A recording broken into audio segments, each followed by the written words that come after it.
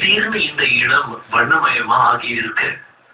ஒண்ணும் இல்லாம இருந்த களிமண் விளிம்பு இப்ப சுறுசுறுப்பாகவும் வண்ணமயமாகவும் ஆகியிருக்கு.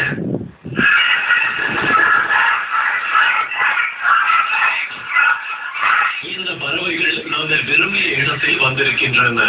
அதனால் நான் இவற்றை நெருங்க முயல போகிறேன். ஒவ்வொன்னா இறங்கி வர ஆரம்பிக்கல. ஆனா எல்லாமே ரொம்ப எச்சரிக்கையோட இருக்கு. எதுவுமே தலையை குனியாம இருக்கு.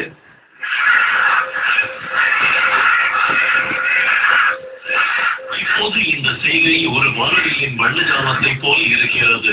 இப்போது சிவப்புகள், பச்சைகள், மஞ்சள்கள் மற்றும் நீலங்களால் இந்த லிக் நிறைந்திருக்கிறது.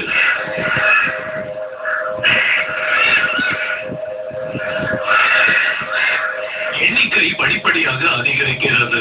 இந்த இடத்தை சுற்றி இப்போது ஒரு 100 பறவைகள் இருக்கலாம். சில மரங்களிலும் சில லிக்கிலும் இருக்க மற்றவை வட்டமிட்டுக் கொண்டிருக்கின்றன. நான் என்னுடைய நேரத்தை மிக கவனமாக தேர்ந்தெடுக்க வேண்டும். இவை இன்னும் சிறிது பதட்டத்துடன் இருக்கின்றன. அதனால் நான் என் மறைவிடத்தில் இருந்து முன்னதாகவே கிளம்பினால் இவற்றை பயமுறுத்தி விரட்டிவிடலாம் என்று கவலையாக இருக்கிறது.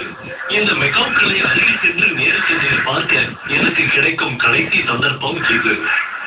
இப்ப அந்த களிமண் திட்டு மேல நிறைய வந்துட்டு எல்லாமே ஒரு மாதிரி நிலையா இருக்கு.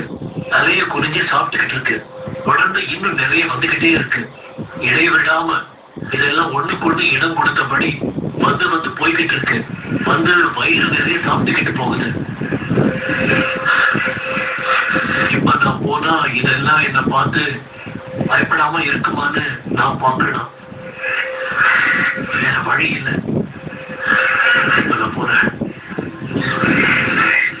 இதை விட்டால் வேறு வாய்ப்பில்லை.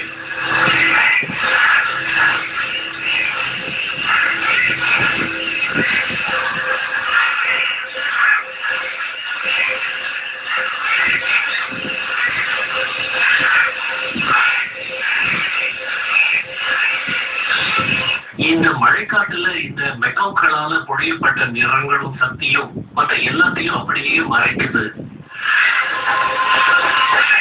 இது ரொம்ப அற்புதமான ஒரு இயற்கை நிகழ்ச்சி. இந்த மறைவிடத்துக்குள்ள காத்துக்கிட்டு இருந்ததுக்கு அப்புறம் ஒரு வழியா என்னால வெளியில இந்த கேலிக்கு நேரா வர முடிஞ்சது. நான் இங்க இருக்கிறத இந்த மெக்காக்கள் தொந்தரவா நினைக்கல. இந்த திட்டத்துக்கு முழு வெற்றி கிடைச்சது.